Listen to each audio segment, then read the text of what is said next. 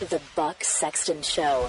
Katherine Timpf. She is, of course, a reporter for National Review. We always like it when she stops by. Katherine, thank you for calling in. Thanks for having me on.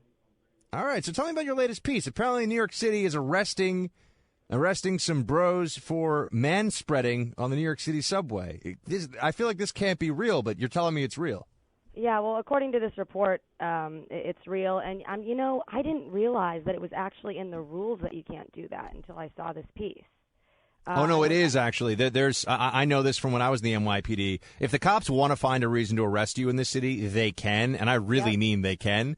They can use their own discretion to arrest you for disorderly conduct, and taking up 2 seats on the subway is, in fact, an arrestable offense. That's right. See, I'm a backpack kid, so this terrifies me. Yeah, but I mean, and you look at this too, and it says, that these dudes were on the train at midnight or something. I don't think I've ever been on a crowded train at midnight, so they were probably thinking they could relax, and they were wrong, I guess, because maybe they had a quota to meet, right? In a weird way, we've come a long way in New York City from getting used to ignoring somebody in the corner who is using the car as a sort of open-air toilet. That was years ago when I was growing up here, to now, if you take up too much space on the seats, you can get arrested. So we've gone sort of the full length here. I also want to ask you about this piece that you have in National Review on how the British Columbia Human Rights Tribunal wants to eliminate gender from birth certificates. Please explain. Right, yes. Because, gender can change. But what I thought was particularly interesting about this is that it was just blatantly not logically sound, right? Because all the time you hear these advocates saying conservatives don't understand, religious people don't understand, sex and gender are different. Sex is biological sex, and then gender is a sociological concept. And then they're saying we need to not have sex on birth certificates because you might change your gender. So it's like, I thought you said they weren't the same thing. So, they're not even making sense anymore. So they're saying that we can't say whether a baby is male or female based Impossible to tell. Anatomy, because in the case of some, as you see the gender, in 60 years, we could be wrong because they've decided to change. Yeah, absolutely. Absolutely. So we need to just upheave the entire system, in case this happens. I mean, this obviously won't happen, but the fact that they're actually considering this as if it's something worth consideration is absurd. Now, tell me about the movie with Bradley Cooper that you also have a piece for National Review. They're saying that that Native Hawaiians find it offensive that there's a movie called Aloha. Why is that?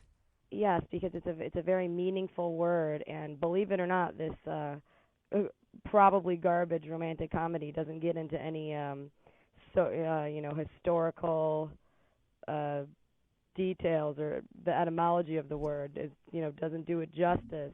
I mean, because clearly there's a place for that in romantic comedies, A lot of history lessons in those usually. Aloha just means hello, as far as I understand. I think it's also hello and welcome and goodbye, right? It's sort of an all-purpose. I mean, there's some there's some spiritual connections. If it's like I breathe out, I saw something on MSNBC. It can mean a whole host of things. But the point is, not every single movie has to be a history lesson. Not every single movie has to be a social justice instruction video. It's a garbage romantic comedy where a dude needs to decide between 2 very beautiful women, and it's very stressful for him. Clearly, this is not something that depicts what's going to be the reality of most people living anywhere, Hawaii or not. Are you just biased against this though because you're more of a Gerard Butler lady? Is that where we are here? You're just not a Bradley Cooper person? No, I mean Bradley Cooper. I don't know, something about his face bothers me, but that's neither here nor there. Okay, so let me ask you about another random and bizarre story. The Bernie Sanders. Explain to me what you make of the Bernie Sanders essay. We started out the show talking about this, and I'm still looking at this like this is the weirdest and most unsettling thing. What do you think? I was kind of shocked by this, honestly, because I met him and he was, the nicest guy. It's very, very strange. I mean, this these are not thoughts that I would think normally people have, let alone to write them out and publish them. I mean, did he not know that? You know what I mean? If you want to have any kind of career, you don't publish this kind of stuff. Yeah, that's what I thought too. And I think now the campaign is saying basically it was a long time ago and it was meant as sort of satire or meant as provocation, I think. Is that, which I as I read this, I'm like, I don't know what this is meant as. It's just so weird and unsettling and sort of an assault on the senses as you read this thing. Right, yeah. And I believe that. I believe that it was an attempt at satire. I don't believe that he has like a torture chamber in his basement that we're going to find in a couple of years or anything like that. But it is unsettling. And if you wanted any sort of political future, you generally don't publish the most disturbing stuff ever willingly and think it's going to work out for you.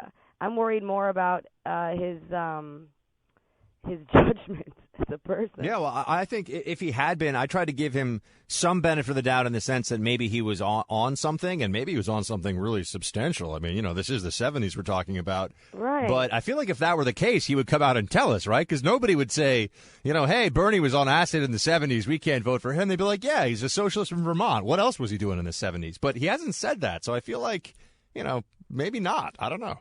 Maybe, he might not even remember. I don't know. I always kind of feel bad when this kind of stuff happens to people. But in this case, it's like, it wasn't like, someone found an email or something like that. And it's not like, oh, the times have changed. Like, this has never been a cool thing. I mean, I've always respected Bernie Sanders to an extent because he just says, yeah, I'm a socialist, when really his and Hillary Clinton's voting records aren't really all that different. So I give him a couple of points for honesty, but gotta dock him quite a bit for this. Kind of all right. What do you have coming? What do you have coming up for us? What can we expect in the Timpf files coming up next week? Next week, I'm not sure yet. Okay. well, we'll keep an eye out for it at National Review. What's your Twitter handle? Kat Timpf, KATTIMPF. All right, Team Buck, give her a follow. Kat, thank you very much for calling in. Good to talk to you.